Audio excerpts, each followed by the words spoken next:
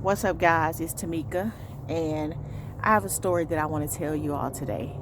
But first, welcome to Take 10 Devotional, where I believe that just 10 minutes a day of spiritual reflection can improve the quality of your whole day, week, month, and eventually your life.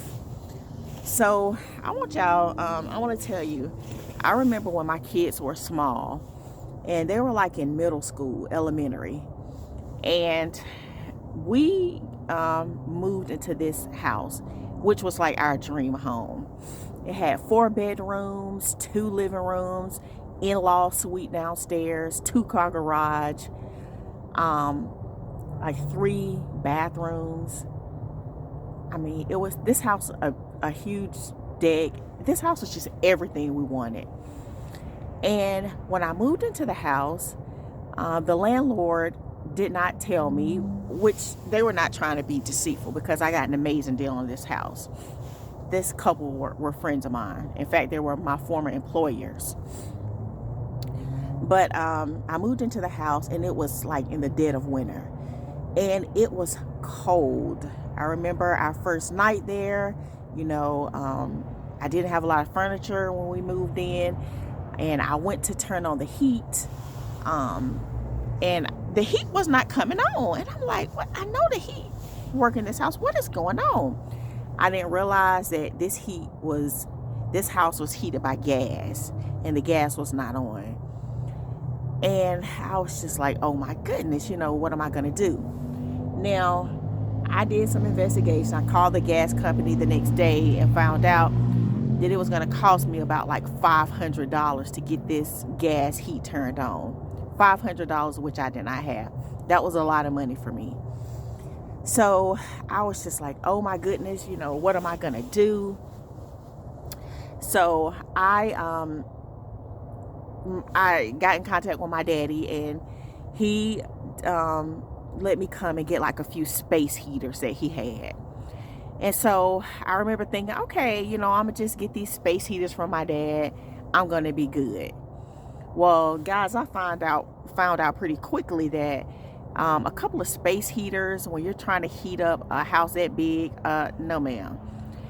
Especially if you want to be able to move around the house and enjoy the house. I mean, like, you're gonna have to carry these little heaters everywhere you go. It's just not a very efficient plan at all. Well, not too long after that, I can't remember how long it was, but it wasn't too long because it wasn't good. I eventually got the gas turned on. And I remember when the gas company came out and they turned the heat on, and I was lying in bed, and honey, when this gas came on, and those of you who have gas heat or who have, experienced gas heat, if you know, honey, this gas heat was so warm and toasty. Oh my goodness. It like permeated every space of the house. I mean, every nook and cranny. It was just like amazing, filled with this wonderful heat. And I remember lying there thinking, man, I didn't know how bad I needed this heat. I didn't know how much, and I didn't know how like bad I was really doing until the gas heat came on and it just filled the whole house. Well, my point in all of this is that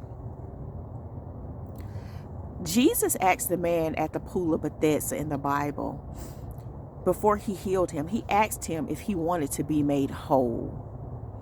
And I thought, do you want to be made whole? So, Jesus didn't say, do you want me to heal you of your lameness? Because he couldn't walk. He didn't say, do you want to be, he wasn't offering the man just like to be healed solely. He asked him, do you want to be made whole? So I did some investigation and I looked up what the definition of spiritual wholeness is.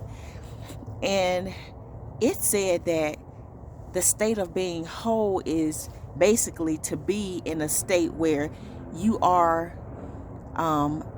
made how you were before any trauma or before you were compromised in any negative way, to basically be back to your original state before you were compromised, traumatized, abused, infirmed, whatever. And I thought, wow. So Jesus was saying to this guy, listen, I'm not just wanting to heal you, take care of the fact that you can't walk. I want to make you whole in every area of your life, spiritually, mentally, physically, emotionally, socially. I want to heal you in every area of your life. And friends, some of us, we ask God, to give us that new job. But no, listen, God could give you the job.